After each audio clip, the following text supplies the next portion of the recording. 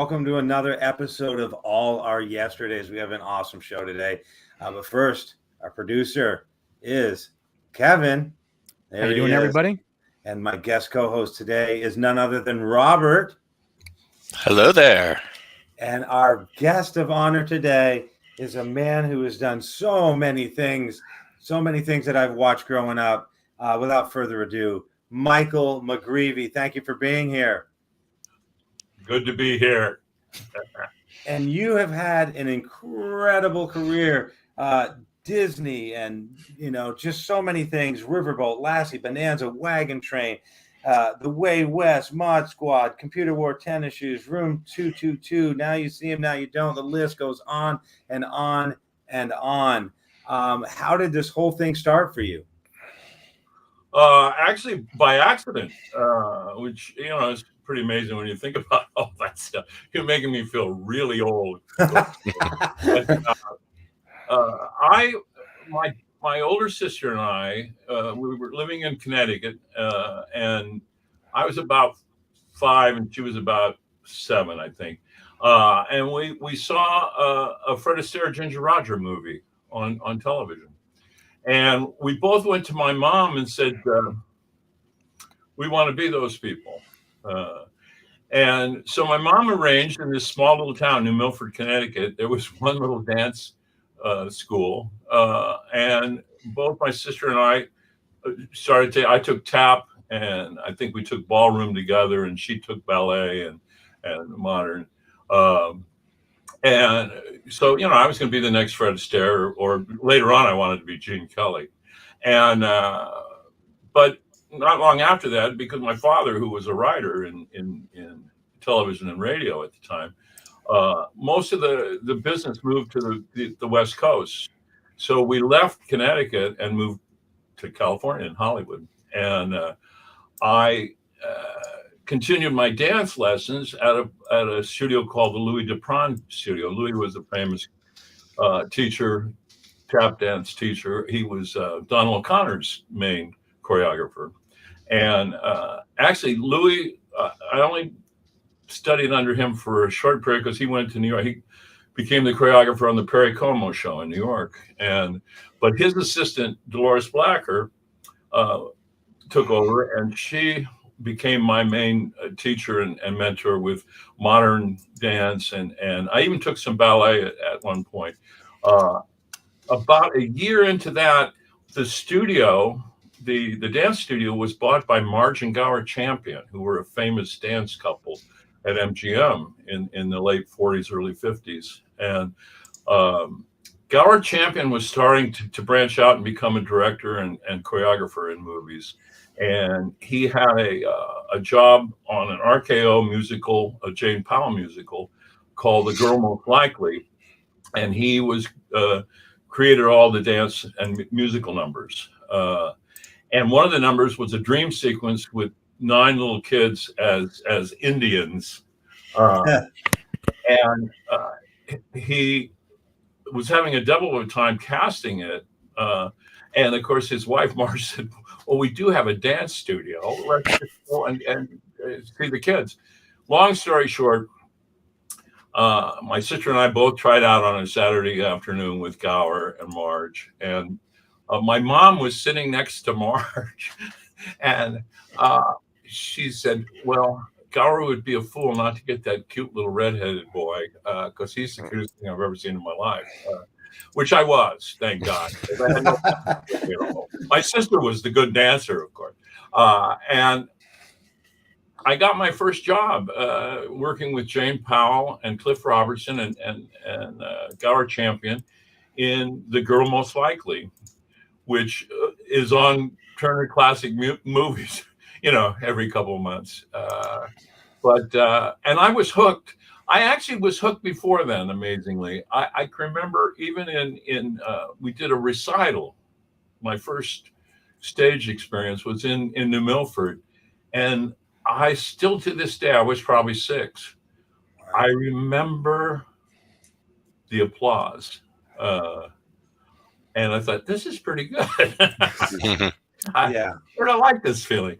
But from there, just one thing after another, and I got on a show called the Giselle McKenzie Show. I was one of the four little boys that sang and danced with her, and we were called the Curfew Kids.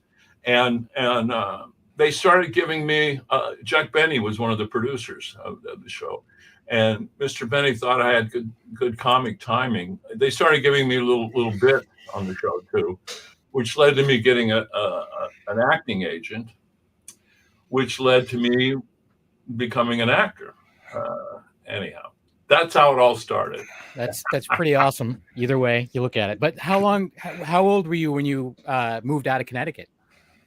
Moved out when I was 7. Okay. And got my first job. It was the summer of 56 was Girl Most Likely. Wow. And my first real acting job was in a movie with Alan Ladd called The Man in the Net, which I think was 58. And that was directed by, I later found out, one of the greatest directors of all time, Michael Curtiz. Who was the meanest man I ever met. And I hated him. But I got years later, I get to UCLA Film School, and everybody goes, "Man, you worked with Curtiz." And he did. I mean, he did Casablanca, he did Adventures of Rum. He did a lot of my favorite movies. He was a miserable human. There's a wonderful book out now on Curtiz. That I interviewed for, and they mentioned one incident with Curtiz and me, but it's fascinating. Even that book, and the wonderful Alan Rhodey was the author. He did such great research and really got, really spent years. Even he couldn't figure out how you had this great talent, Michael Curtiz, who could be such an awful human being. Jimmy Cagney, who did Yankee Doodle Dandy with Curtiz, said, "Oh yeah, Mike's an incredible talent, but he's a..." yeah. We'll dub that in later. Whatever you want to add. And that pretty much sums it up. Anyhow. Yeah, that's very sad that people are like that. I remember as a kid myself wanting to just, I had a rough childhood, and I watched a lot of TV and movies and said, this is what I want to do, but I was wicked shy. And it was in '86 that I was working at a pizza place, and my boss said, "What do you want to do with your life?" And I said, "I'm going to be a famous actor." And she said, "What have you done?" And I said, "Nothing." And she's like, "Well, you need to do plays or something." I'm like, "I can't perform in front of people." And she's like, "Well, how are you going to be an actor?" I'm like, "I'm going to be like a TV actor." And she's like, "They film it in front of a studio audience." And I go, "Like I said, I'll be a movie actor." And they're like, "They film them on location." So everything I tried to get out of, she, got me there. So get down to mime, like all these other things. Yeah. So there was a variety show about to happen. This was in 1987. And she said, either do the variety show or don't say you're going to be an actor anymore. So I did this variety show, got a standing ovation. And just like you hear that crowd and you go, yeah, this is the feeling I want for the rest of my life. So yeah, it is. We had the same experience. Yeah. I've yet to have that feeling where I've been like, yeah. Okay, let's all clap for Kevin right now. No. Like, because I've also dabble, like I've played music for a very long time and stuff like that. But it's usually like I'm usually in bands that either we're not trying to be well liked, we're either trying to piss everyone off, or it's like one of those things. But whatever, it is what it is. Actually, we have a comment. Nice. Thomas, aka the 13th Wolfman. He's saying that you're in one of his all-time favorite movies, the Snowball Express, and he wants you to talk a little bit about what it was like working with Dean, Nancy, and Harry, and what it was like making the movie. Oh wow, Snowball Express! It was shot in January in the Colorado Rockies in a place called Crested Butte. Beautiful, beautiful place. Cold as a wizard,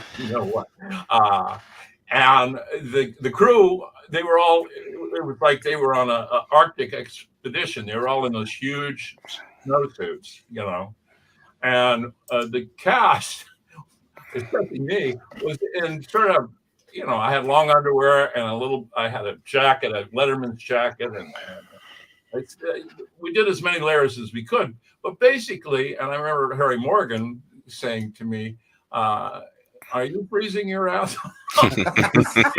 Yeah. And they had no.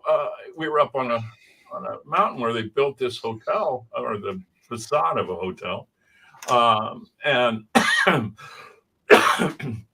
they had no star mobiles. They had no heat. So the only place we could go was inside the little facade, and it was just a canvas cover, and they would put a little burner in there, and we'd all sit around. So it was interesting. That cast bonded the first day because we were all, it wasn't that thing where we could go to our trailer and be, alone. We were all in that little canvas spot and got to know these people really well. Dean Jones had just walked out of company on Broadway, and he was the original Bobby, and had a disagreement with Sondheim. Wow. Yeah, about the interpretation, and it just kept going on and on. It was a hit already. They had done the cast album, but I think he only did like 3 weeks, and he was replaced by Larry Kirk. So I heard that whole story, and Dean and I sort of bonded. He was also he'd gone through a bad divorce. He had a new girlfriend, which turned out to be the love of his life, thank God.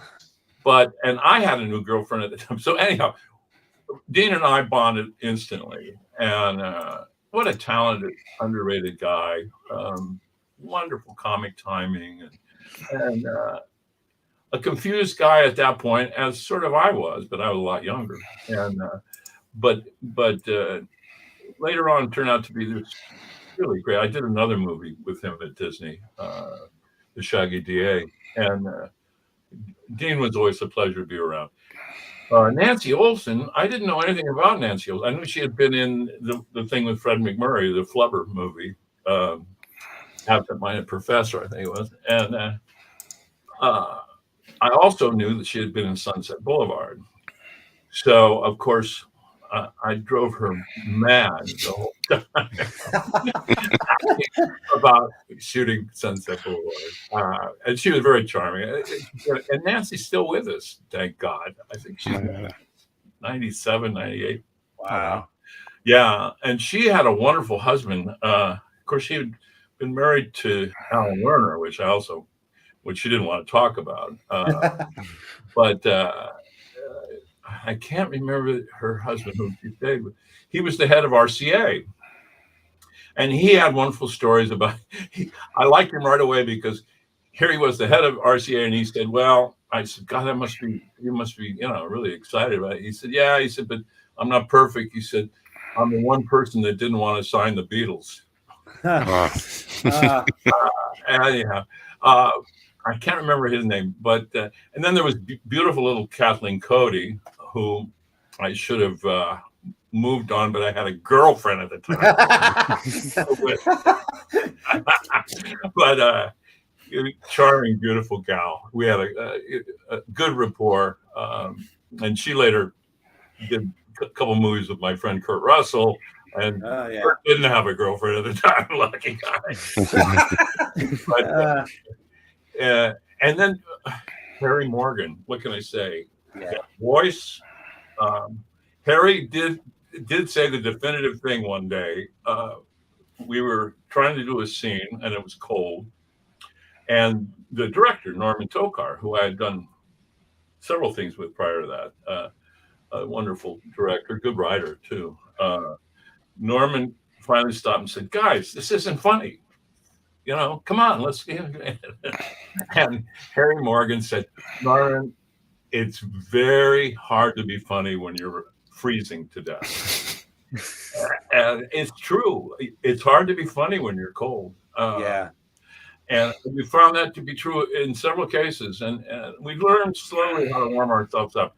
My other funny moment on that was we were on the streets of Crescent Butte, and there was a snowmobile start of a race, the big in the movie, the big thing, and I was supposed to be at the end of the block and run up to Dean and Harry on my snowmobile that they were going to race in, and say something. I forgot what the scene was, but as usual, they sent me to said, Mike, go down, get ready down there, and we'll cue you, to run up the street, which was ice and cold, and I went down there and waited quite a bit of time. And finally, they said, "Okay, here we go. We're going to try a rehearsal. All right, Mike, come on." And I started to go. I was stuck to the street. I couldn't move. They literally had to come and pour hot coffee around to get me out.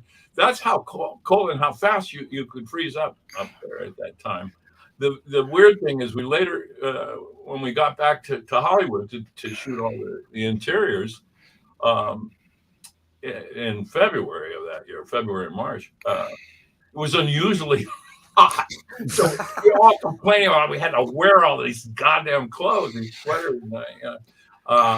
Anyhow, Snowball Express, I still get lots of mail and fan mail, and it's sort of a Christmas tradition for a lot of families. They watch it every Christmas, and now on Disney Plus, it's on, and I really got a lot of reaction this past two Christmases, especially with the pandemic and stuff. It's a lovely little family movie, and I enjoyed making it. And Harry Morgan became a lifelong friend, taught me a lot about comedy and acting, introduced me to my comedy hero, Jonathan Winters. Nice. Yeah, and I miss Harry. I miss Harry a lot. The two guys I miss from the Disney movies are Harry Morgan and Joe Flynn. Yeah. Go ahead, Robert. I was gonna ask about some of those. So, and I was thinking about the I guess we'll call it the Dexter trilogy at Disney, and I will tell you, I call it the Medfield trilogy. Oh, I'm sorry. Yeah, I misquoted there.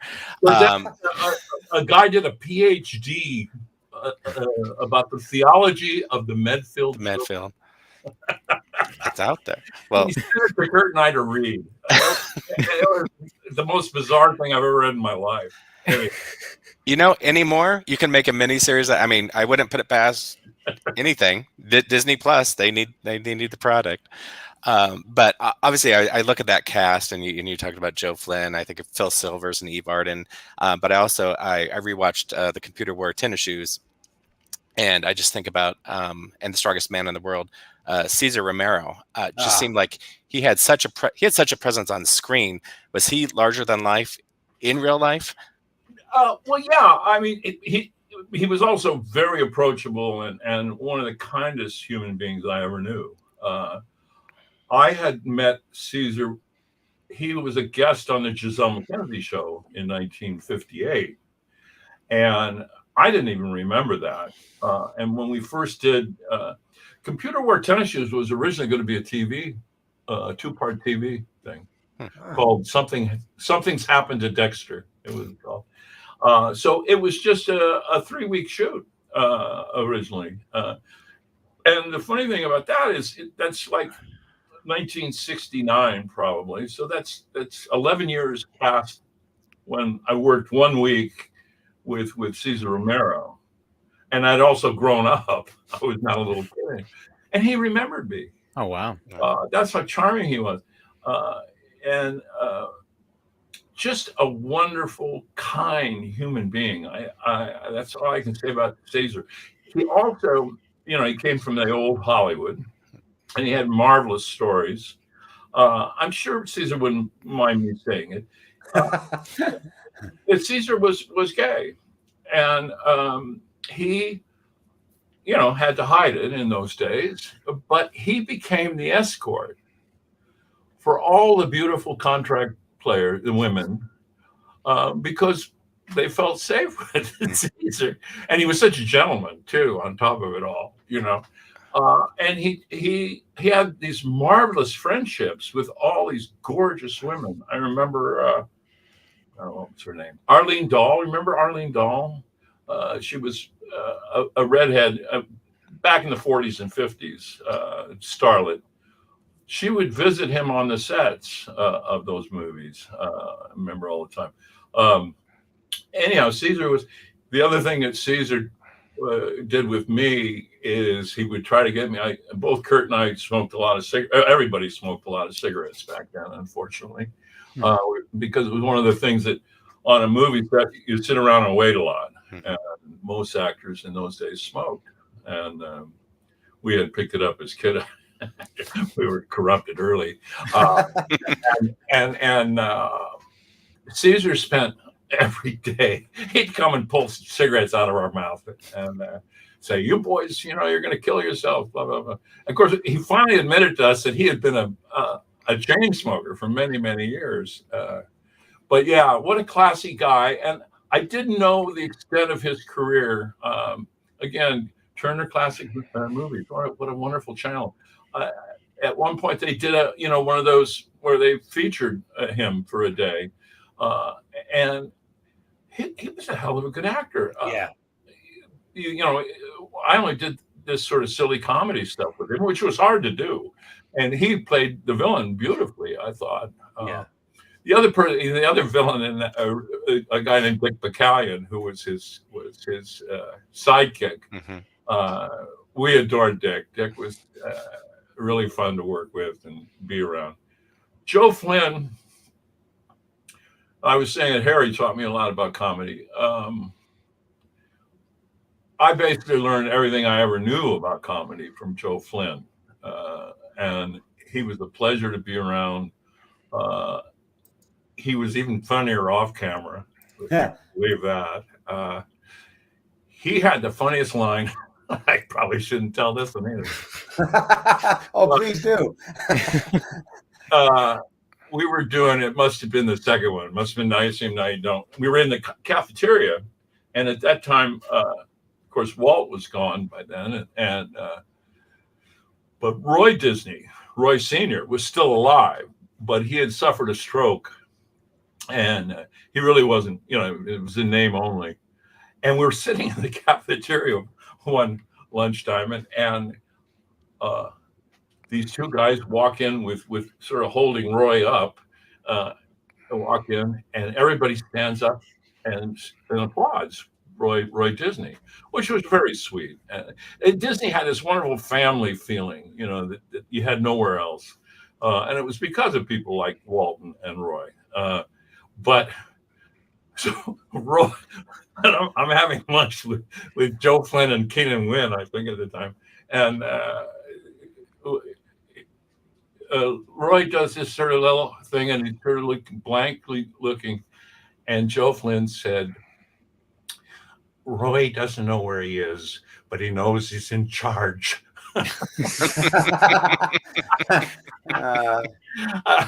And that was Joe Flynn's humor. It was, cruel to a point, but also loving. And of course, Joe's death was a shock to all of us. We had the wrap party for the last one for Strongest Man in the World. And that's when Kurt and I were roommates. We were living together. And we went to a couple parties afterwards, and we went back, and I had a doctor's appointment or something in the morning, and I had to get up, and we had partied pretty good.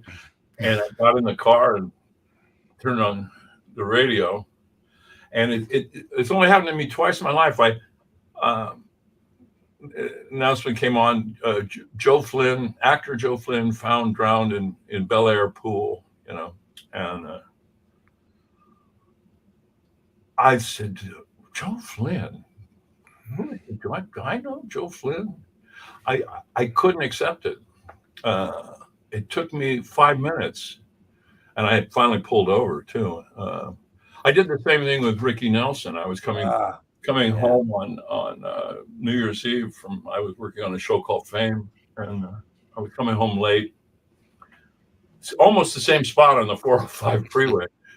They announced that Rick Nelson had died in a plane crash.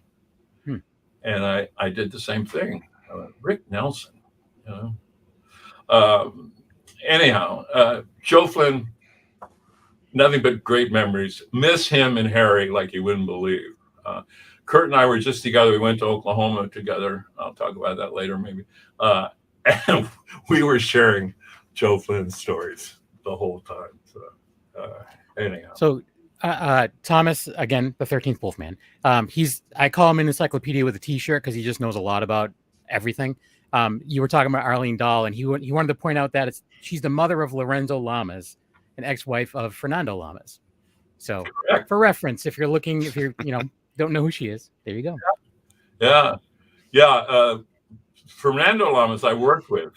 I did a Shirley Temple storybook theater with, and I really liked him. And later, I never worked with Lorenzo. Actually, I did I got into documentaries later in my life, and I did a documentary where he was one of the guests, and just like his dad, he had that charm and that good-looking guy too. So anyhow, I want to bring it back to Snowball Express real quick, because in 7th and 8th grade, which would be, I don't know, 76, 77, somewhere in there, my high school or junior high school would, on certain days, a year, they'd shut down these 2 classrooms for like 2 hours, and we'd watch a movie instead of having classes, which was always fun. And that's where I saw Snowball Express, was in like 7th grade. They're like, Snowball Express. And I just remember in 7th grade, I must have been 12 or 13 or whatever, the scene where the tow rope thing gets loose and heads towards the hotel and goes right through it. And I just remember thinking that was the funniest thing.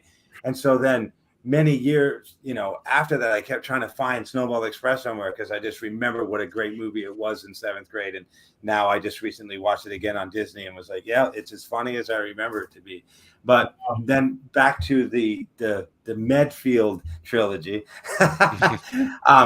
And not even just that, but just everything you've done. I mean, as an actor myself, I know that even though I'm an actor and I work on this project and stuff, you're also a fanboy at the same time, because you're like, oh my gosh, I can't, but like for you, it's like, oh my God, I'm working with Cesar Romero. And even though it's your profession and that, you're there to do the job, you still can't help but also be a fan of this other person's work. So you've been very lucky, obviously, in all the things you've done, but you also have remained friends with so many of those people, like Kurt Russell and stuff. And, like you could call him up right now and go, hey, Kurt, I'm on this podcasting. Like you can do that, so that's got to be really cool to know that, this career has brought you so many friendships that have lasted a lifetime or whatever. Yeah. I mean, Kurt's the main one, because we're best friends. So, but yeah, I was so lucky. A lot of the people, an actor named Bill Mooney played my brother several times. Mm-hmm. Bill and I are still close friends, which is great. But we always talk about that we were too young and stupid to know how lucky we were. And Kurt says it too. I mean, we worked with, I worked with Alan Ladd, for Christ's sake, I didn't know it at the time. I didn't know how lucky I was to be working with these legends, and actually learning from several of them, how to act. Richard Widmark, I did 2 movies with Richard Widmark. I learned a lot about acting from Dick Widmark. By then, I sort of knew who Dick Widmark was, thank God. But, the same thing with Bob Mitchum, totally different type of actor, but just working in scenes with these people, they were such masters by the time I got to them that you just naturally learned something. There was a young actor, never became a star, I think, named Ben Cooper, who I did a movie with. And I can remember I was like 9 or 10, and silly little drive-in movie called Chartreuse Caboose. But I learned how to listen and to relax in a scene from Ben just by watching him.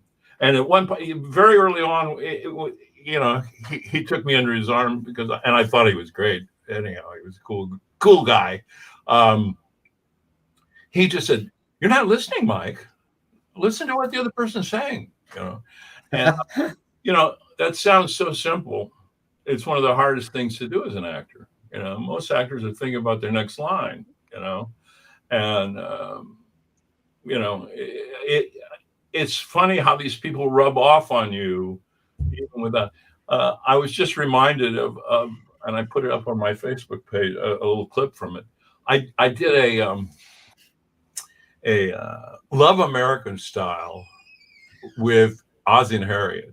And I had worked with Ozzie and David Nelson before and knew them because we had Beach House. My parents and my parents were very good friends with Ozzie and Harriet. But I knew them personally.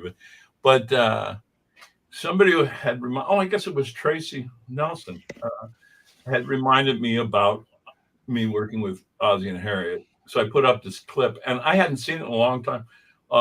And again, I mean, to work with Ozzie, he had a style, I mean, he was fascinating. And so was Harriet. I mean, Harriet was a terrific woman too. If she hadn't been Ozzie's wife and 40 years my senior, I would have asked her out.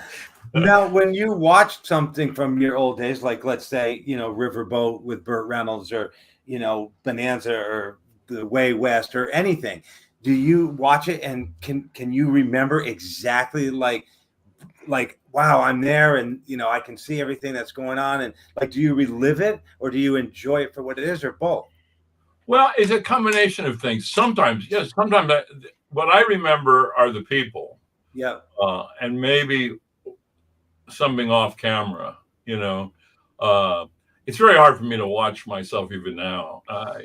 You're never good enough, and you see the mistakes, and that's just the way most actors are. It's really hard. You go, I could have done that better, but it's too late now. Yeah, the first time recorded, it's just, that couldn't be me. I'm much, or that I don't look like that. My God, but. It brings back memories. I'm better with it now. My wife and kids have taught me to. My kids have watched most of my library of acting stuff. Anyhow, it's much easier for me to watch. When I later got into writing and producing, to watch stuff that I'm not in. It's just easier. But yeah, it does bring back memories. And most of the time, like watching the Ozzie and Harriet thing, I know what tipped off. It was fascinating. Harriet was a smoker, and Ozzie wasn't. Harriet was a martini drinker, and Ozzie was a teetotaler. They in their house in Hollywood, they had this huge bar that was for ice cream. That's why Carnation was their sponsor for years, so that he could get free ice cream. Nothing wrong with that. Not at all. I'm jealous. Yeah. Over to the side of this beautiful bar, he had allowed her to put a little tiny bar together with alcohol. So when you went for a party there, Harriet sort of all us drinkers gravitated to, and then you had the ice cream later, which was very good. Yeah. So, but it was just neat. That memory, to answer you, RW, it's nice to remember back to the personal interconnections you had at that time. Yeah. Because a lot of these people are gone for me now. So, yeah. As a locations guy, I was going to ask how often you revisit like Disney Studios, which you look back at these films. Obviously, a lot of them they just shot around the lot. And Disney Studios is one of those places. It still looks practically the same, and they still use it as the backdrop. I know for Blackish, I mean, you see their high school, everything is just kind of right around the corner. So yeah, the Medfield College was just the animation building, and most of the street stuff, the locations were within 5 blocks of the studio, And yeah, it was nice because again, it was always fun. The crews were always the same. They were family. You knew them since I was a kid. Most of them were the same. When I did the first thing at Disney, I was like 9, I think. Worked 2 days. The assistant director was a guy named Tom Leach. And the last thing I did at Disney, Tom Leach was a producer. I mean, that's how. And I went up to see Ron Miller before he passed away up in San Francisco. Ron Miller was Disney's son-in-law and ran the studio for years. And Ron had said that Tom Leach had come and visited him at the Silverado Winery and stuff up there. So there was a real feeling of family, and the locations, you're right, were right there. And I can go back. I've gone back a couple of times. The archive people invite me back all the time to update my resume and to get new information if they have a question. I had a weird experience last time I went. I went and had lunch, and they said, "We've put Walt's office back together up on the 3rd floor of the animation building." And I said, "Oh, wow." And they said, "We're going to take you up." And I said, "Oh, terrific." And they had just finished it. And it's exactly the way it was the day he died. And so great, I'll go up. And you come into the outer office, and then they took you into the big office first. And I walked in, and guys, it surprised me even. I had this well up of emotion and memory, and I was sort of embarrassed because I started to tear up. And the archivist lady said, "It's okay, Mike," like that. And I said, "Well, I don't know what's going on." She said, "Well, Haley Mills was here last week," and she cried. And Richard Sherman was here 2 weeks ago, and he had to sit down because he was sobbing. So I think it's an interesting. I mean, I was maybe in that office 5-6 times in my life with Walt, and but what an impact this guy had on all. Yeah. It's fascinating. And I texted Kurt from there because there's the famous memo, his last memo. Yeah, I was going to ask about that. So, Kurt's calling card right there. I took a picture of it and then texted him and said, "Guess where I am?" And he said, "Son of a bitch." He said, "You're in Walt's office." And I said, "Yeah." And he said, "I've been dealing with this stuff for years now." And he said, and he misspells Kurt's name. He spells it Kirt, Kurt Russell. But then he puts a question mark. Yeah. Good. And so Kurt said to me, he called me because he was in the car, and he said, I said, "There's a question mark there." He said, "Yeah. What the hell does that mean?" And I said, maybe he's thinking, or maybe McGreevey. That's funny. I live in a town called Springfield, Vermont, and Bennington, Vermont's not far from here, which is where Kurt's father was born. And then Springfield, Massachusetts isn't far from me, which is where Kurt grew up. So I'm sort of in the Russell area. Really? I didn't know that. I didn't know that he was from Springfield. Springfield, Mass. Yeah, Kurt. Right. Russell was, I'm in Mass. I didn't know that he was from Springfield. And then his dad Bing was born in. He was only there. He left. They left Springfield about the same time that we left. I mean, age-wise, he came to California about at 6-7 years old. Yeah. Yeah. But there's very few good things I can say about Springfield, Mass. Now I have something I can add to that list. Yeah. But no, I always found that funny. That's like, and Walt's last message was Kurt Russell, and like, what? Kurt Russell what? Like, actually, in that memo, he mentions another friend of mine, Roger Mobley, too. Yeah, the three names are Ron Miller, Kurt Russell, and Roger Mobley. But the question, yeah, Ron Miller, really was one of those people backing the movie Tron, which is one of my favorite movies. And so Ron had a hand in that. Yeah. Ron was when I started there. Ron was a second assistant director on Sammy the Way Out Seal. And he married Diane Disney, who was probably one of the most lovely human beings I've ever met in my life. And I'm not saying that because she thought I was great, but it helped. Yes. Like me. And I was just torn apart when I heard he had passed away. And then I got up there, and poor Ron, it destroyed him. That's all he talked about. The whole lunch was just Diane and how much he missed her and all that stuff. Wow.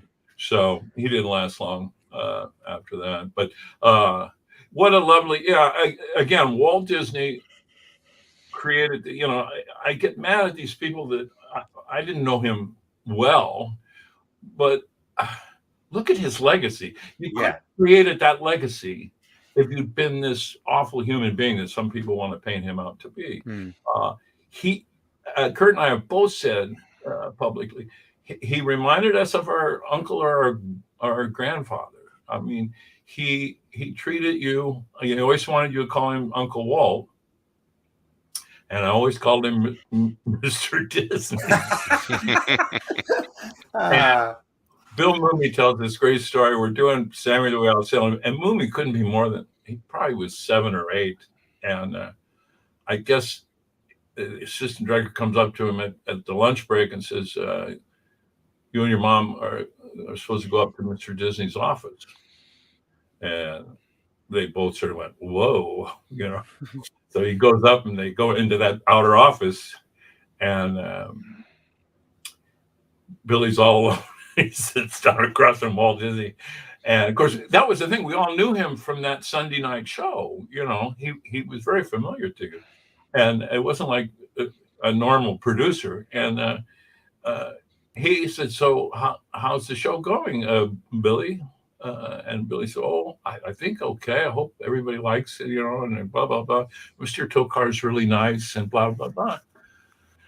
And Walt finally said, well, that's good. He said, what I really want to know, Billy, is are you having fun?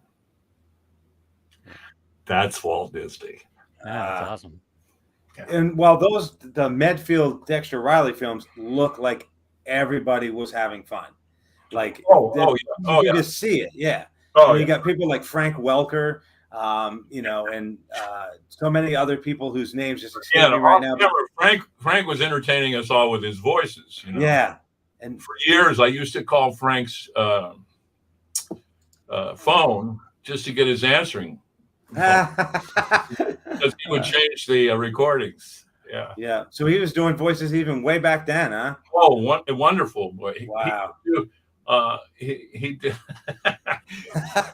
I was a big Beatles fan, and he could do all 4 Beatles. He could differentiate them. I mean, you could tell it was Ringo or it was John, or it was he had. So I would go, Frank, do it.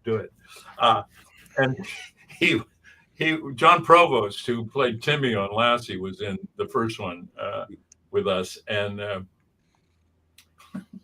he could do this thing where he was a ventriloquist thrower too, because he could do a dog bark, and you wouldn't know where it would be coming from. And he would do it. He would do it to John all the time, and John loved it though. You'd be like, oh, where did that come from? I think he's in the well. Yeah, that's where he is. Yeah. So Wolfie's asking. He has a book called Timmy's in the Well. And he did a really good job. He wrote it with his wife, Lori, and I'm mentioned in that quite a bit. Nice.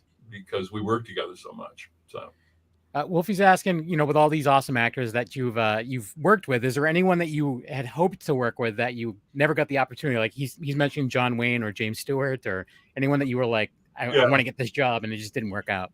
Yeah, I wanted to work with Wayne. I was going to work with Wayne, and I got ill.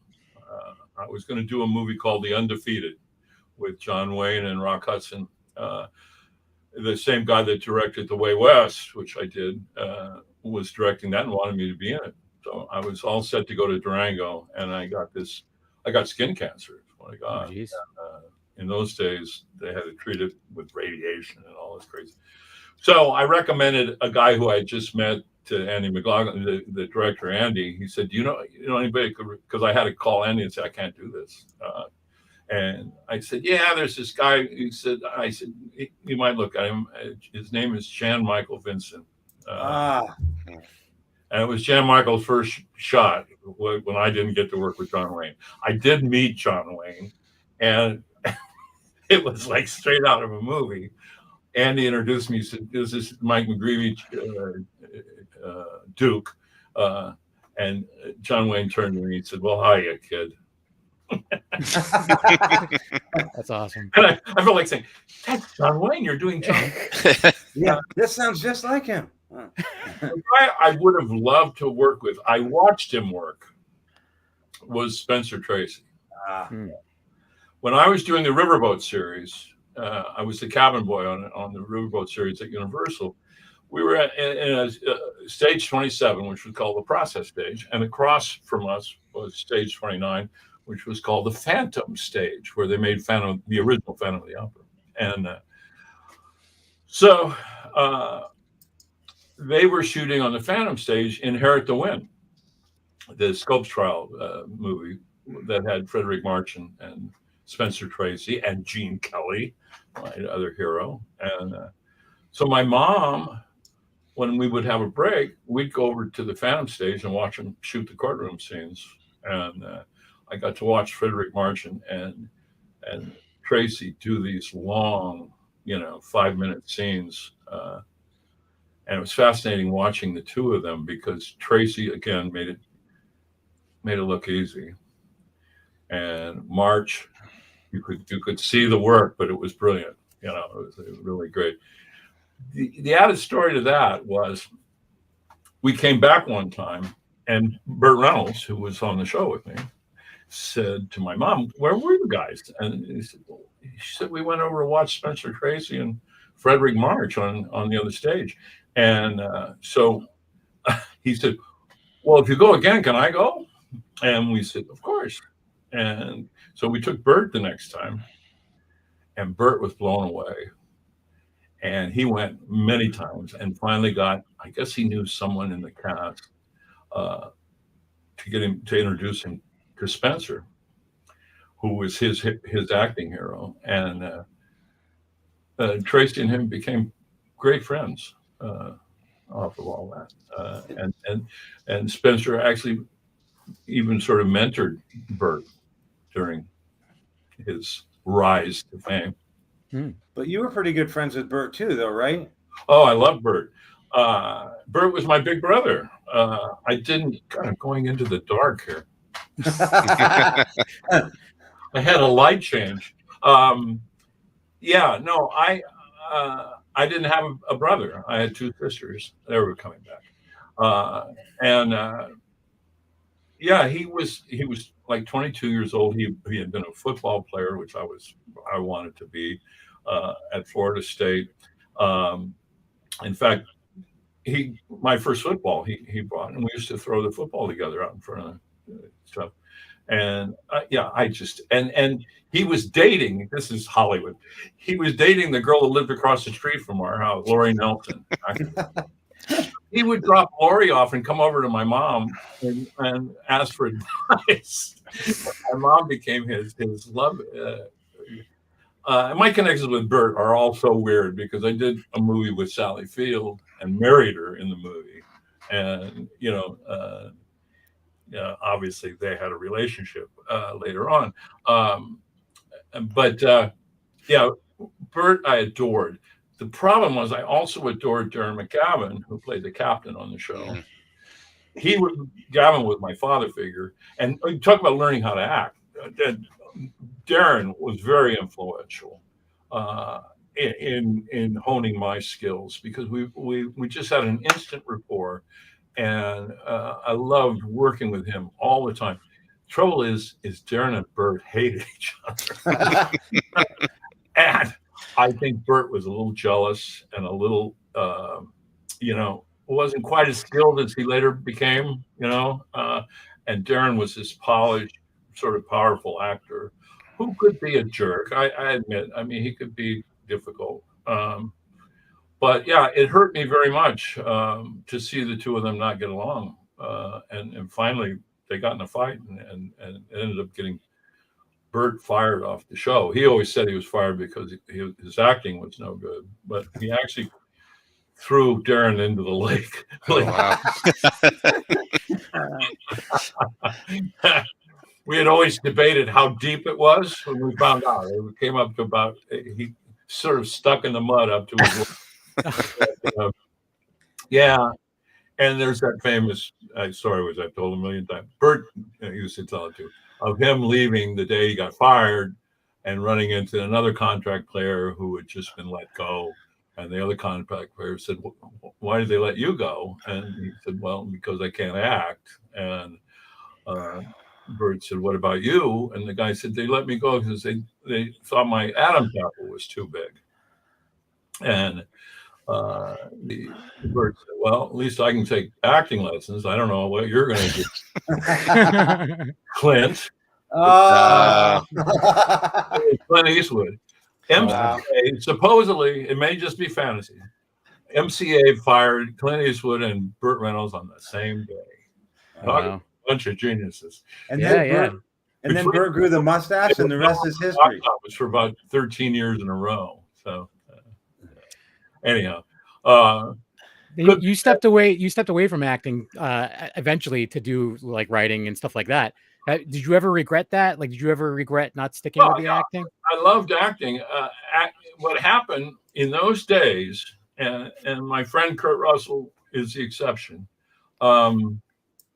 Disney actors became typed that you were a Disney actor, which was so weird because I had done so much drama and stuff prior to getting over to Disney that I became that character. They thought I was a comedy guy in Disney movies, and I couldn't get arrested. And neither could Kurt, to tell you the truth. He went off to Colorado and said, "Well, I'm maybe start a new life." And I had gone to UCLA and got a degree in film and television. And my dad was a very successful TV writer in Hollywood. So I had a lot of contacts. So I started writing, and that's how I sort of made up for but I would have continued acting if I hadn't been, I mean, the writing and directing and producing was something I always aspired to do at some point.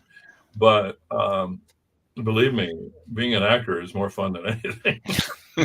You get a lot of attention and all those things. So yeah, no, it hurt me. It was a tough time. A lot of kid actors go through that. I made the transition into young adulthood, which was better than most of them. And then I became typed because of the Disney work, unfortunately.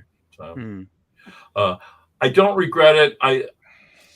I'm really proud of the work I did as a writer and producer. And in a lot of ways, it was more fulfilling than the acting because you're in control a lot more. Oh, yeah. I would have liked to have had more opportunity to direct, but it seemed like I had to be in charge and hire myself to do that more. It is a shame, like, I'm an actor, I'm an actress, this is what I do, and then you get on a show like Waltons or the Brady Bunch and you can't, or whatever, and you can't escape. They think that you're a Walton and you're going to be a Walton forever and you can't do anything else, or you're a Disney kid and that's all you know how to do. It's like, I'm an actor. This is the role you hired me for, but I can do this too. But they're like, now no one's going to believe you as this because you're on the Brady Bunch or whatever. Right. And it's just, it's sad that Hollywood does that. I didn't do the smart thing, which now that you say the Waltons, my friend Richard Thomas did. He got off It was a very difficult decision for him to leave that show after 5 years. But he went straight to New York and started doing theater, and that's what I should have done when the Disney stuff sort of dried up. But I didn't, I sort of regret I didn't go and try New York a little bit, which is what the normal progression is for people that get typed on a TV show. Yeah. I mean, that's still something that happens in every genre of film now, and it's rare to see people like be able to jump around. And actually, Kurt is someone who does, like, he can be in a weird horror movie and then be like, in something else that's completely different, and it's very accepted. He's a rare one. The movement back and forth, but it's funny. We were in Oklahoma City for Kurt was inducted into the Cowboy Hall of Fame, and I presented him and his dad, Bing Russell, and Burt Reynolds. Amazingly, all three of them were inducted at the same time. And but we did a Q&A on the Saturday before the awards program on Saturday morning, and Kurt. It was interesting. Kurt said he still has that old. It's our generation and before us that he was a film actor, even though he did a lot of television, like I did too. He said, well, I went back to film. What you and I did at Disney when he went back into all the stuff with John Carpenter, and so he still sees himself. It's funny. He may be doing something on Apple Plus or something, one of these, and he was saying, I don't like doing it because it's not on the big screen. He likes that. That's where he comes from, and it has changed. But I think it's wonderful because it gives, as you were saying, RW, it gives the actors, the opportunity to do a lot of things that, we weren't allowed to do back in the day. Yeah. And there's a lot of big name actors that are making that switch to streaming services. It's for the better. It's for the better. Everybody. Kurt would have said. I know he didn't say this. I'm just saying. He would have said, "Well, why is Kevin doing TV? Why is he doing Yellowstone?" And Kevin will probably tell you that he did it because he really liked the script and the role, and that's all that counts now, which is great. It didn't used to be that way. Yeah, I did a lot of commercials because I had to make a living, and when I was with William Morris, they realized my look that I could get a lot of work with commercials. And boy, you were considered, you were in trouble if you were doing commercials. And now today, they all want to do commercials. Yeah, it's funny because when I was starting out, they're like, do you want to be, a TV star, a movie star, or do you want to do commercials? Because if you do commercials, it'll ruin your chances of getting anything out. But now you see Samuel L. Jackson doing Visa card commercials. And I'm like, well, how come it didn't ruin his career? And everybody goes, because he's Samuel L. Jackson. But no, it's true. Like, all these people want to do these commercials now. And I'm like, everything, first it used to be black and white headshots. Now people want colored headshots. And it's like everything changes and you gotta stay with the times or whatever. But yeah, if somebody told me, freaking 20 years ago that Kurt Russell would be able to play Santa Claus, I would have went, no, I don't think so. But like twice. Twice. I know. But I'm saying look at that's the problem. We look at someone and we go, they can't do that. But it's like you didn't even give the person a chance. Right. Right. But I don't think your acting's over, Michael. You need to get out there and just do some stuff. Like, seriously, we need to see you again. Oh, I don't know. There's a certain point where you just it's funny. My dad, who has still to this day, I think, the most credits in the Writers Guild of America. He's over 300 credits. I thought when he retired, I thought, oh my God, he's not going to be able to, he's going to shrivel up and die. And he wasn't writing every day, which is what he had done for 60 years. And so I kept saying, Dad, why don't you write a book, or a how-to or a memoir or whatever? And he finally turned to me and said, I've written enough. Yes. Wow. I mean, I've And got. that's sort of the way I feel. It's like everybody wants me to write this memoir, which I've tried and started 5 million times. It's very hard. It's even hard for me here to talk about myself all the time. It's like I've been with myself too long as it is, and to have to drudge up on. But my friend Bill Mooney, son of a gun, he sits down and writes his memoir in 5 months. His is coming out at Christmas, so maybe I'll do that. Acting, I did a thing with a friend, and it didn't really pan out, and but I had fun. That's that. If it was fun, people do this all the time. They'll call up and say, "I'm doing a big Western, and I would love for you to be in it." And I go, "Yeah, send me the script and make an offer, and I'll be there. If I like it." Someone did that. It's a big Western for you and Kurt together. I said, "Oh, Dexter and Skyler together on the Medfield Valley." Yeah. No, like, by the way, do you have Kurt's number? I want to call him too. Like, it's. I don't know. Well, that's what people don't understand. It's like,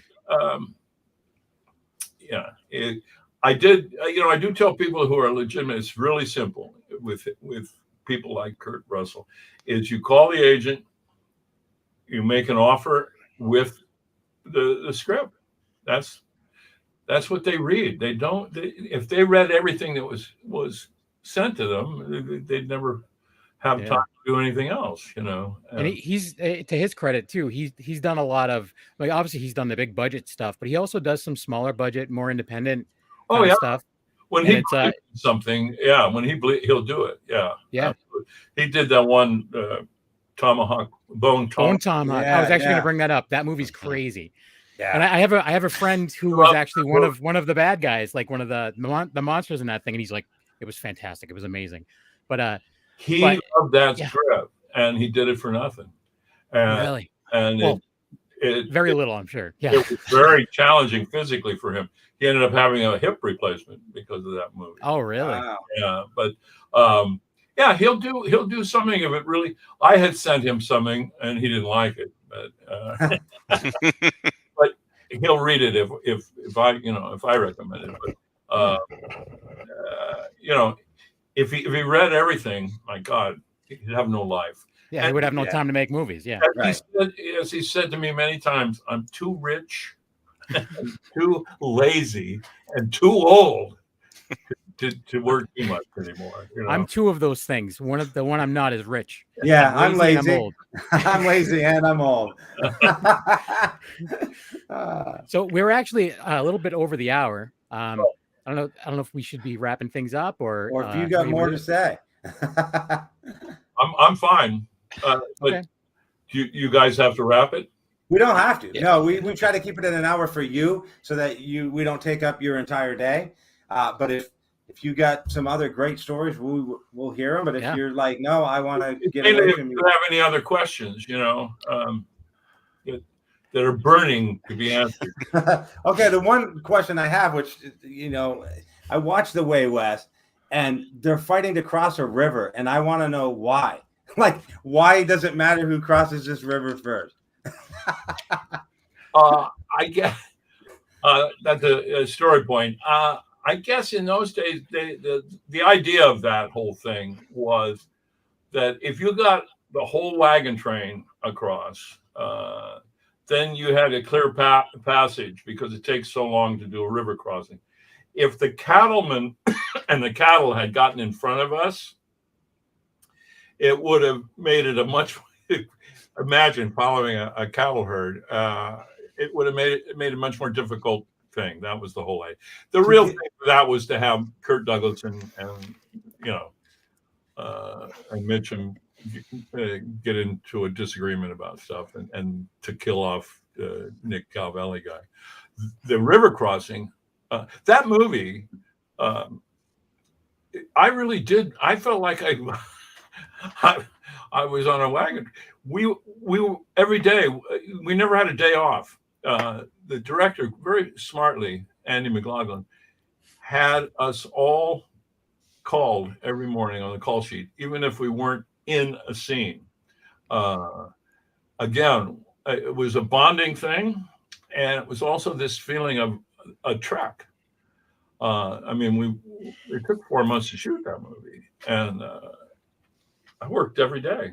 I got on that mule. I crossed that river for 3 or 4 days, and they had graded it and put it in gravel, but I was really one of the front guys, and I was in the front wagon, and that mule that I had, old Nina, at a certain point, she was swimming.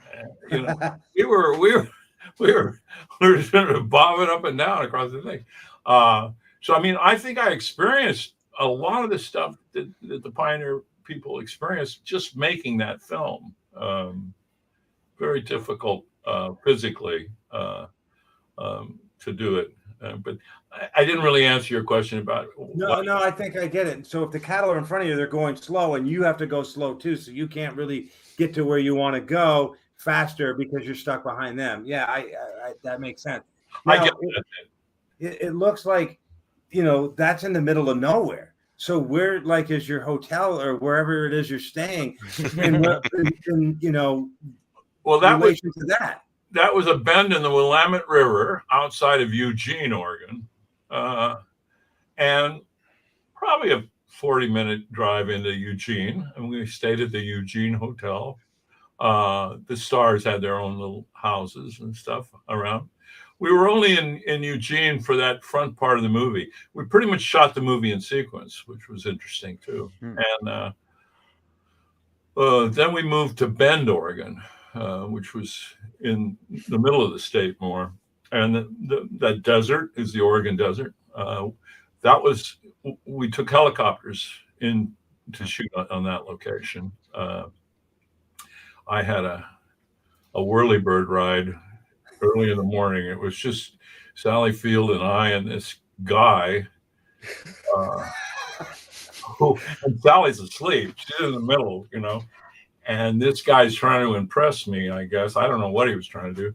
Local guy. And he said, I said, the desert floor is beautiful. And he said, well, let me show you. And we went and we're like, and then he says, oh, there's a rabbit, jackrabbit. And he's oh, and I started, pull up. Wow. Because I had gone down in a whirlybird on another location thing. Oh wow! God, nobody was hurt, but it's no fun.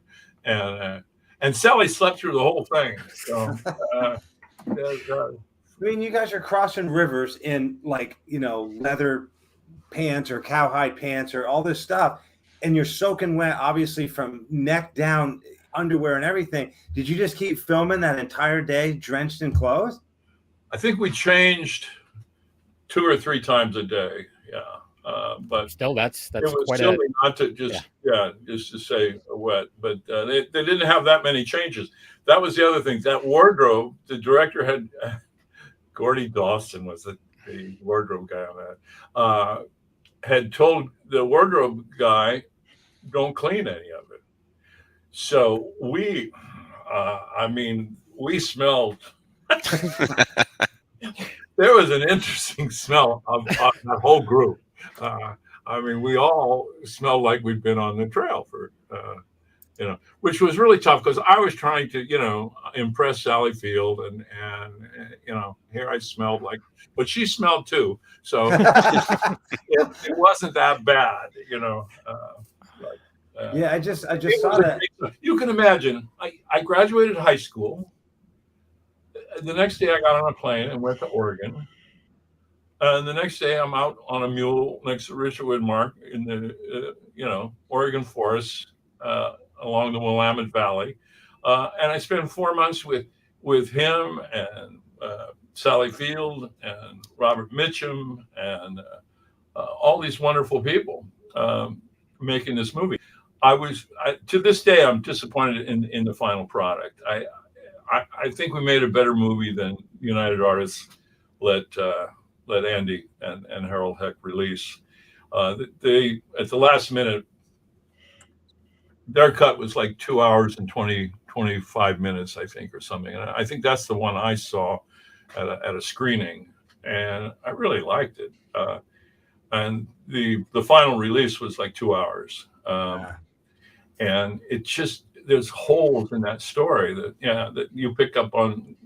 I'm sure there was an explanation more about the crossing of the river. Yeah. A lot of explanation, and there were a lot of more relationships that got lost in that cut. Anyhow, I wonder if is that something that I mean, I don't know. You always see director's cuts of re-releases of movies. That'd be interesting to see if there's actually a copy of that cut somewhere that they can eventually put on streaming. Yeah, or whatever. I don't know. I remember running into Andy years later, and I asked him, I said, what the hell happened there? And he had gone off.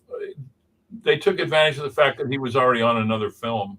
And he had left his cut, but they gave him like 2 days to come back and help supervise because they refused to release the film at that length. Wow. Do you feel like studio interference has changed or gotten worse over the years? I mean, it feels like to me it's kind of a recent thing, but obviously they've always had their finger in everything. Yeah, it depends on where you are, but the networks are just as bad as ever, I guess, and just even the cable networks in terms of interfering with the creative people. You can sell more and you can get your show on, which is great, but it's my dad used to say, it's a group of hounds, they all have to put their scent on it, It's pretty brutal. I have a friend who's a director, and he made a movie, and it was picked up by like his dream like distribution company, like the company he's always wanted to have a movie released by. And they're like, all right, send us all the footage, send us all the the paperwork for the rights for the music and everything. And he sent them the full movie. He sent them all the footage, and they just completely re-edited the whole thing, put songs where they weren't supposed to be, and they released it. And I'm like, oh my God, thanks. You used my music in this song, in this movie. He's like, I didn't, they did. He's like, I didn't put your music anywhere in that movie. And it's in it like constantly. So I'm like, this is awesome. I have all this music in this movie that the director hates. I'm like, oh, this stinks. But it's a shame, that it's an art form at the end of the day. And people are just, it's all about money on the other end of it. It's a constant battle. That's not to say there aren't wonderful networks out there. I was lucky enough to work with some really good network executives when I was producing and writing television series. The advantage I had was I was on some hit series. And when they're a hit, they sort of leave you alone. You get away with a lot more. When you're I try to do TV movies, which my dad was very successful at, and I only accomplished a couple of them. I wrote a lot of them, but I was in a constant battle and thank God I had my dad and a few other mentors to call up, because I wasn't familiar with how this whole thing worked. I just assumed that people at the network knew what they were doing. I mean, how do they get the job? And my dad would I'd call him, and I'd come back from an ABC notes meeting, and he'd say, "Well, just give me the notes. What are the notes?" And he'd just say, "Ignore that." And I said, "Yeah, they won't ever remember. They won't remember." And I'd say, "Really?" And he was right. He'd do it. Wow. And he'd say, "Oh, you better do that one, but adjust it so that they don't ruin the story." I remember him saying to me, and I didn't believe him at first. We did one together. It was a wonderful 3-hour movie for CBS called Ruby and Oswald, about the Kennedy assassination. Oh, wow. And a lot of work, a year and a half work, and it turned out very well. But I can remember him saying to me that they'll probably ask you to, after your first draft, they'll probably ask you to cut the most important or best scene in the piece. And I went, yeah, sure, Dad. Why would they do that? Almost every project I ever did. It was right. He was right. And you know, you'd have to fight for it, you know, and you go and you say, well, I'm just a writer, but I really feel that, you know, we don't have a story without this scene. You know, it was usually the pivotal turning point scene or you know, character turning point. It's fascinating. Why they would want to get rid of it, I have no idea. I never figured that out. But, maybe they're thinking like, oh, this is going to be an expensive scene to shoot or something. I don't know. well, a lot of that, or it was what my dad used the word agenda. It was what their agenda was. I found out there was this one guy. Where was he at? He was at NBC, I think. He would always have notes about, you know, could we move this from the bathroom to the blah blah blah, you know, and I finally found out he had been, before he became the head of television movie development at NBC. He was in standards and practices where, you know, his notes would be, don't show a toilet, or, you know, yeah, and it would be what their agenda was. Yeah, whatever they wanted out of the whole thing. I wonder what they would think about what is in television shows and stuff now. Like, it's so different. Like the language and everything that's on TV. It's wonderful. It's great, but it's also completely different from when I was a kid. Like, Oh, yeah. it makes me feel very old when I talk to my nieces and nephews about it. I'm just like, when I was your age, you know, it was a big deal if someone had like their butt out, like on like NYPD Blue or whatever. And it's The like, changes started when I did a show in syndication, one of the first hits in syndication, Fame. Mm. And we got, you know, we were like really rebels because we had the kids saying "damn." And yeah. I had a scene where someone called the teacher a bitch, you know, and it was like, wow. And I can remember a writer friend of mine who was stuck on a network show, not a syndicated show, saying, "Oh God, I had to trade, you know, 4 dams to get one." That's crazy. So, yeah, it's a whole new world, and you know, but that can be bad too. I've noticed in some films that they depend too much on that type of language. You know, it's appropriate if it's, you know, if it's appropriate, if it fits the scene and the character. But just to have, God, there were so many F words. I finally turned to my wife. I said, "Do you really want to watch this?" And she said, "No, I'm tired of this." You know, it can be overblown, but I love the new television stuff. I mean, I'm watching. So what shows do you enjoy watching right now? Well, the television stuff, Stranger Things, I just adored. I just think the writing is so brilliant and perfectly cast and beautifully directed. Of course, this second season, they've really given them the money. I mean, the third season,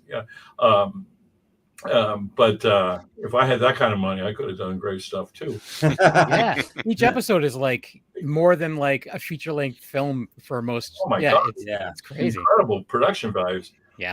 Like that, Only Murders in the Building. Oh gosh, that's great, isn't it? Marty Short and Steve Martin. Now, do you know those guys? Anita Gomez. What a surprise for me. I mean, I just think she's wonderful and sexy and to be able to like keep up with them as well, like they're legends, and like to be able to like hold her own, like she's going to be around for a long time. Now, do you know Stephen Martin? I've met Steve, but Marty I know very well. Marty is a good friend of Kurt's. Probably Kurt only has 2 actor friends. Wow. Me and Marty. Yeah. Oh wow. Really? Marty is Marty. Biggest man in the world. Yeah. Oh my God. In Three Amigos. My gosh. Yeah. Marty sold that entire movie. He did completely. Yeah, I agree 100%. He's just you keep talking about all these legends. Mike, you're a legend. Don't forget that. No, seriously. In my own mind, yes. No. In our mind, in everyone's mind. I mean, seriously, wouldn't be here if you weren't, you know? But yeah.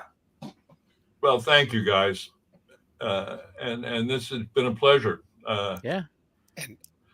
I want to thank you for telling that story about visiting Disney's office. That obviously I'm a locations guy, but to me that's exactly why it means so much. Obviously, visiting that elicits such a memory that nothing else can. Looking at pictures and can and stuff like that. So I was wondering if you were taking notes the whole time, like when he's like talking about the different locations for that. Well, Like, yeah, I was like, I did. So, and I did when I was watching. I think Strongest Man. I was fine. I'm like, oh, this is right next to the Burbank Studios and so forth. There's an inner office where he did more private stuff, and we went in there on the visit. And at first I didn't remember, but I recalled that I had been in that office, and I couldn't remember why. And this is a perfect way to go out with Disney. I finally, it was with myself, Bill Mumy, and Ann Julian, who was 12 or 13 at the time, played my girlfriend in Sammy the Way Out Seal. And we went into that office. We were put in our bathing suits. There was a huge scene in Sammy the Way Out Seal where we swam in the pool with the seal.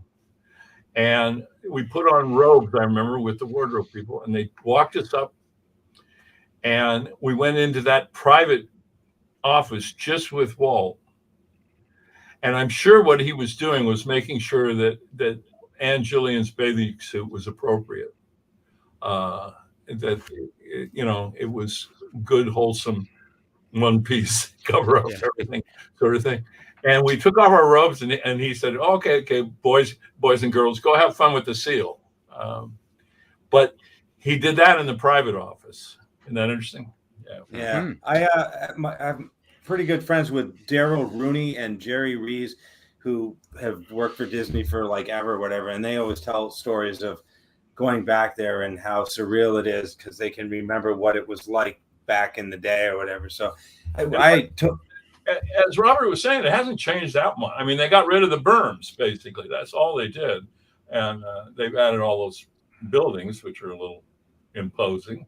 But the lot itself feels the same. I go to a lot of screenings, well, not a lot, but in that theater. And they used to have, in the old days, they had Saturday night movies for the employees. And they would do the old animated features, and you could bring your family or go. I remember Kurt and I going to see Bambi on the Saturday. That's awesome. With dates. Cool. Yeah, we had our dates. And Diane Disney would be there with Ron Miller and her kids. It was, again, there was nothing that could be equated studio-wise with Disney. It was a totally different experience.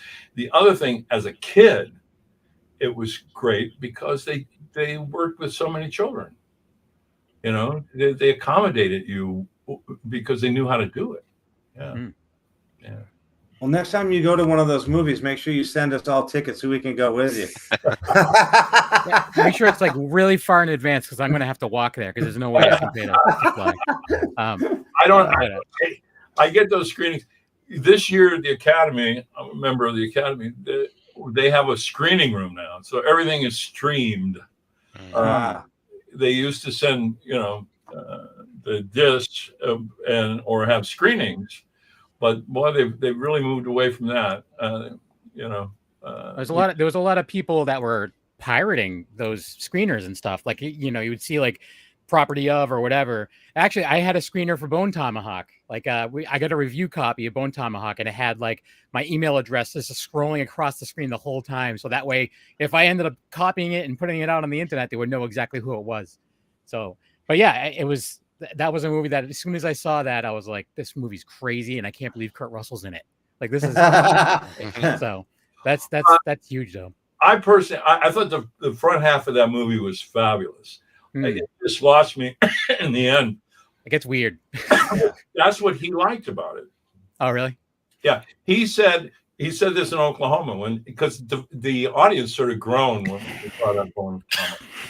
And I mean, they loved Tombstone, of course, but they groaned, and he said, "You can groan." He said, 20 years from now, Bone Tomahawk's going to be, an important film.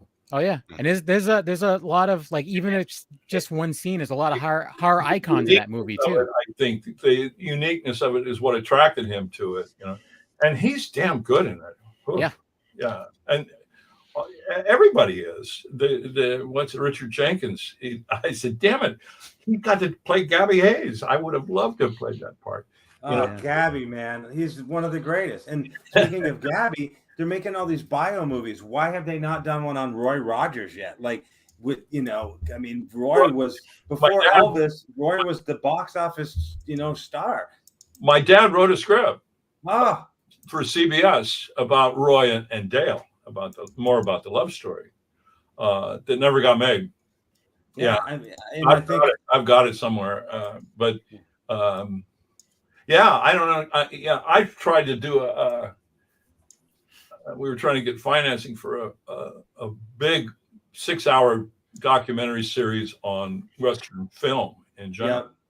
So, and I came very close, but I would have done a whole thing on Roy Rogers and Gene Autry. Yeah. I mean, again, I'm 57, and my dad brought me up on Gene Autry and more or less Roy Rogers, and actually, like my cousin, but I don't know how many times removed. But Charles Starrett was my cousin somehow. I'm related. Yeah, so I'm related to Charles Starrett somehow. But God rest my parents' soul, I don't remember exactly how, because both of my parents passed away in 2005. But it was on my dad's side. But there were, I grew up with Roy Rogers, and then later on he had his little show on TNN, I think it was, the Roy Rogers Dale Evans Theater, where they would show one of the movies and then talk about it or whatever. And I mean, he was huge, and no one's thought to do a documentary on this guy. But yeah, Gabby Hayes, man, he's got like two teeth there. Hey, ready, Roy? Like he was just the man. Well, the Jenkins character in Bone Tomahawk, I mean, he's not doing Gabby Hayes, but he's the sheriff's. He believes in the sheriff. When you get Pat Buttram and all those classic stars, you're talking about Buttram and Autry. I was there was a place here in the valley called the Sportsman's Lodge, and there was a breakfast place there, a little cafe in the Sportsman's Lodge, and I was there one morning. I met with someone, and as I was walking in, a gold Rolls Royce pulled in, and I thought, well, who the hell is that? And I could see the driver. The driver was a woman, and out of this gold Rolls Royce stepped Gene Autry, and I followed him into the cafe. And as he came into the cafe, he went straight to a booth. And in the booth was Pat Buttram. Wow. Yeah, and they sat and had breakfast together. And when I came, and the guy I was with, we were sitting there going, boy, that's really amazing.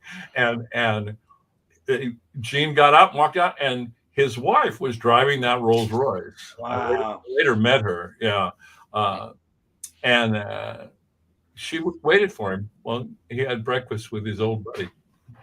People forget about all those, old classic Western stars that were just in so many things, and it's just and important stuff. I mean, some of the series, back in the late 50s, early 60s, the Cowboy Hall of Fame in Oklahoma City has done a terrific job of, preserving all that stuff. I mean, we found that out when Kurt was inducted, and thank God for places like that, because and now this guy Taylor Sheridan, who they honor too, he's bringing the Western back. So thank God for him. Nice guy. I wish they would film them like they used to, because now with the technology we have, we try to make them bigger and whatever. Let's just film them like they did in the Panavision, CinemaScope days or whatever, Technicolor days. Like, it was so crisp, and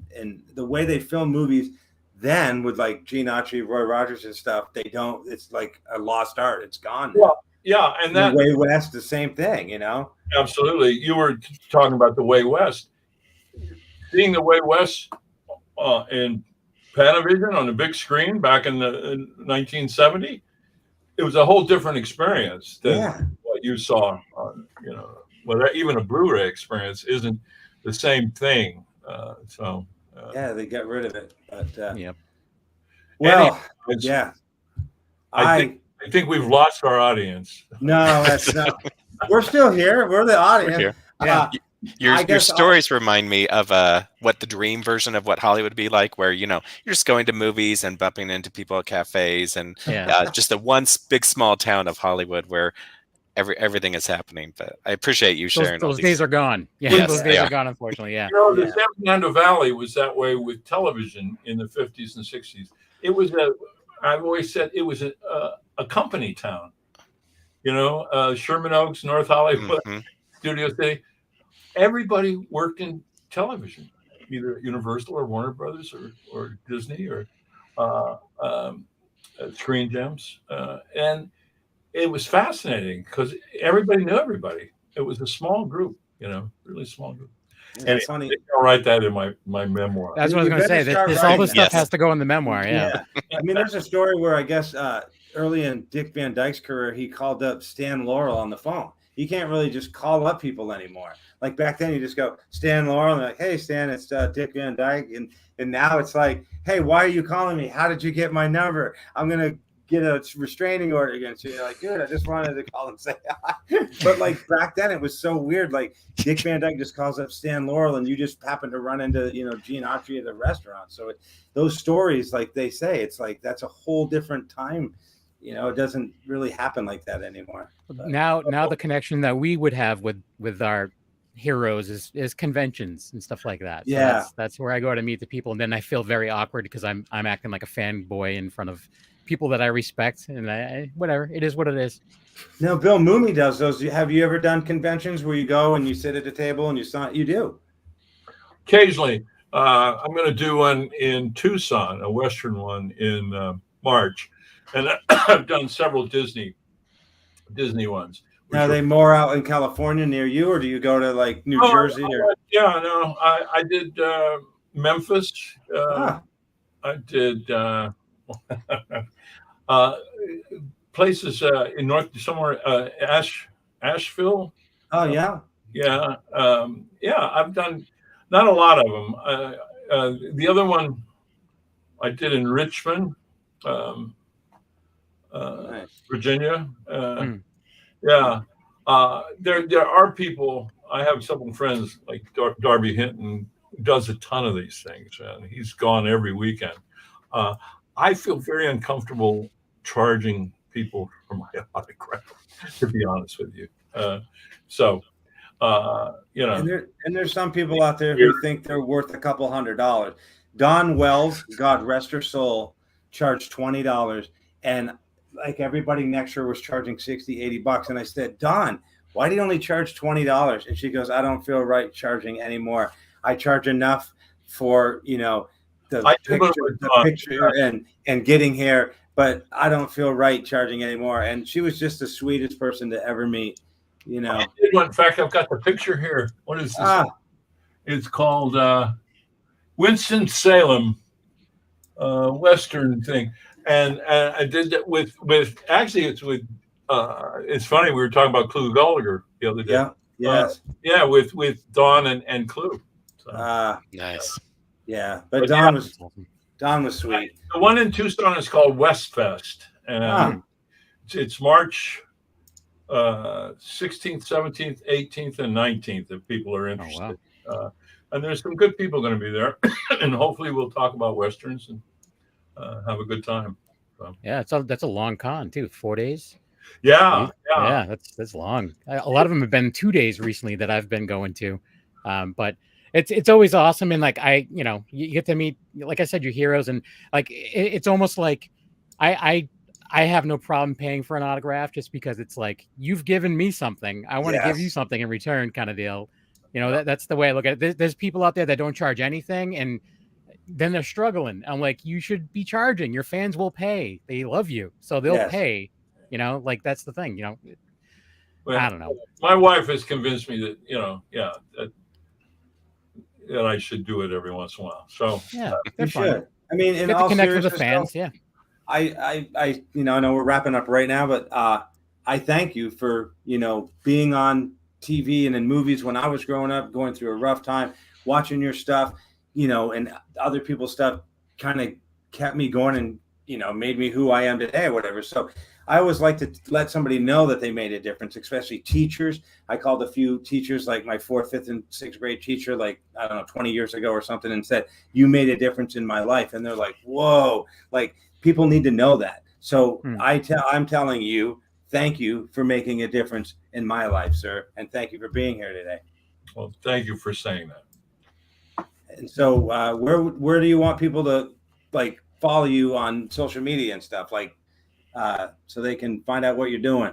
I'm on Facebook and Instagram. So, nice. Yeah. So Nice. my Twitter account I sort of keep private because I talk politics on my Twitter account. Yeah.